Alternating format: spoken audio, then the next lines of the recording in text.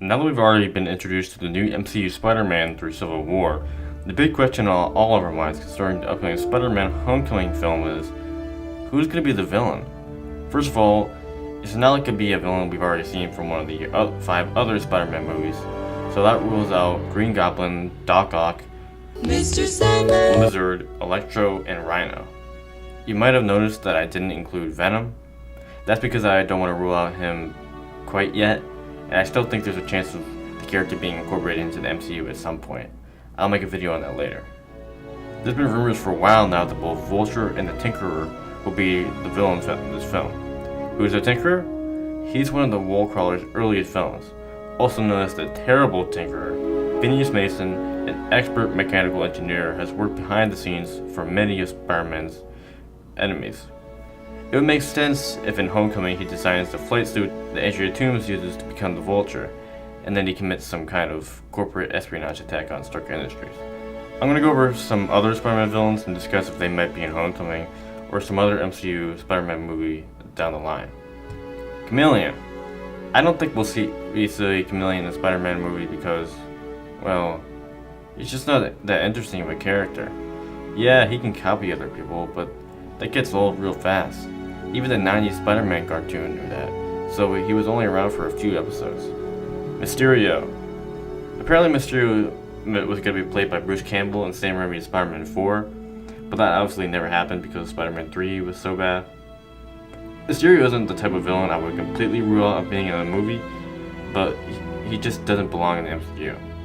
I say this because the whole premise of Mysterio is that he really can't perform magic, he just tricks people with cheap effects. When Doctor Strange comes out, which will be the first film to explore magic in the Marvel Universe, no one's going to get to see a guy who does fake magic. Kraven. The MCU has already had too many one-off villains of guys who went crazy after being in some freak accident.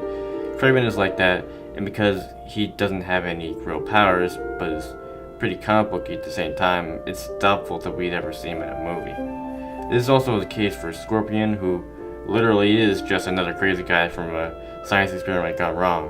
And it's not like he has much of a capacity for being an interesting character either. Shocker's a really cool villain because he doesn't even have any superpowers, he just has his electric suit, which looks pretty cool.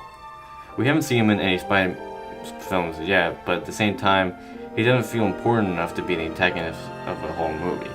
If they made the sequel to Homecoming into some kind of superhero heist movie like Ant-Man was, Shocker could be the villain with Kingpin working in the background calling the shots. I'll explore that idea probably in a future video. Carnage. They obviously can't have Carnage until after they do Venom because Carnage is the offspring of Venom. I really don't see Carnage ever making an appearance in the MCU unless they ever decided to make a horror-style Marvel movie that's R-rated. Carnage is just too scary and graphic of a character for a PG-13 movie.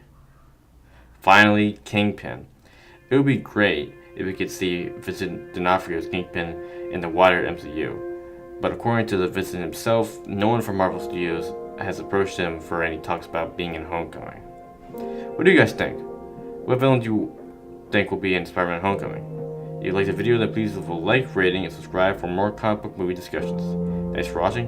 Spidey out.